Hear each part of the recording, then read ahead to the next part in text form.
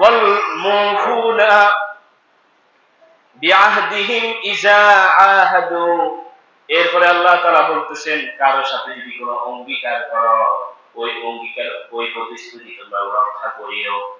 আমাদের মধ্যে এমন অনেক ভাই আছে যারা বলে, ঠিক আছে আমি তোমার সাথে অঙ্গীকার করলাম, সাক্ষী দেবো তোমার পক্ষে। বিচার আচারে অনেক সময় সাক্ষীর দরকার আছে না নাই?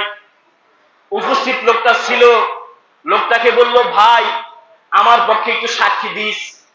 বললো ঠিক আছে দেবো। বাবা তুই আমার ওয়াদা করলি তো? করলাম। কিন্তু সালিশের দিন, বিচারের দিন ওই ব্যক্তিকার বাড়ি সালাম দিয়ে পায় না। এরকম প্রতিশ্রুতি ভঙ্গকারী, ওয়াদা ভঙ্গকারীকে আল্লাহ রাসূল মুনাফিক বলেছে। তাহলে এই জন্য আল্লাহ তাআলা এই জায়গাতে এই কথাটাকে পৃথক ভাবে বললেন যে যদি কখনো কারোর সাথে অঙ্গীকার করো, ওয়াদা দাও, ওই ওয়াদা, ওই প্রতিশ্রুতি রক্ষা করিও, ওই ওয়াদা মতো কাজ করিও।